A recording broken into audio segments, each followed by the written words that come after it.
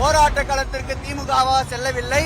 இந்த அரசுதான் போராட்ட களத்திற்கு எங்களை தள்ளி இருக்கின்றது. முதல்வர் வருகின்ற பொழுது சாலையிலே ஏற்படுகின்ற போக்குவரத்து நெரிசலை விட, கரூரிலே ஏற்பட்ட சம்பவத்திற்கு 41 உயிர்கள் பலியானதை விட இது ஒன்றும் பெரியதல்ல.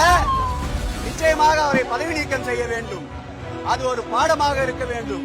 அவரை மருத்துவ பரிசோதனைக்கு உட்படுத்த வேண்டும்.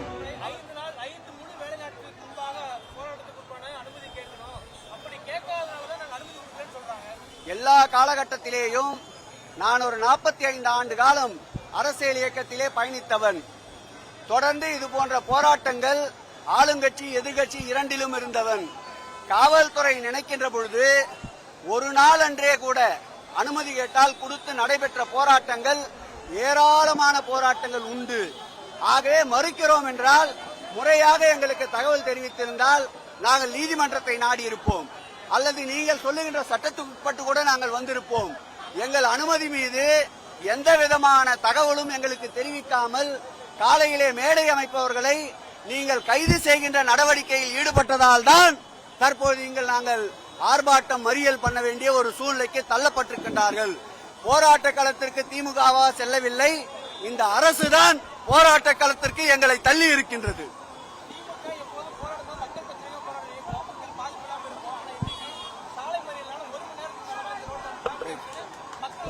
இதுவும் மக்களுக்காகத்தான் நாங்கள் போராடி கொண்டிருக்கின்றோம்.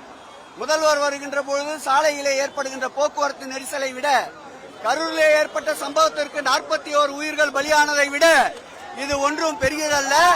தமிழ்நாட்டினுடைய மனித வளம் காக்க, தமிழ்நாட்டினுடைய போதை கலாச்சாரம் ஒழிக்கப்பட, தமிழகத்திலே இருக்கின்ற அமைச்சரவையிலே இருக்கின்ற ஒரு அமைச்சரே போதை பழக்கத்திற்கு ஆளாகின்றார்.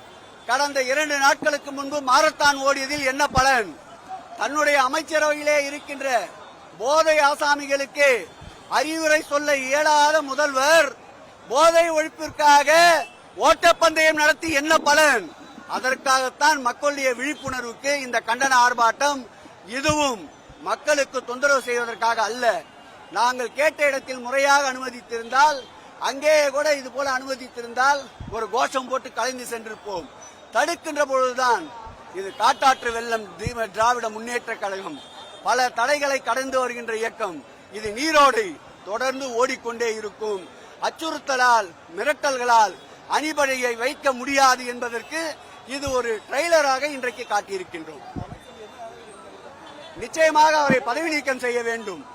அது ஒரு பாடமாக இருக்க வேண்டும். அவரை மருத்துவ பரிசோதனைக்கு உட்படுத்த வேண்டும். அவர் கொக்கையின் உபயோகப்படுத்தியிருக்கிறார் என்று ஆய்வறிக்கை கேட்க வேண்டும்.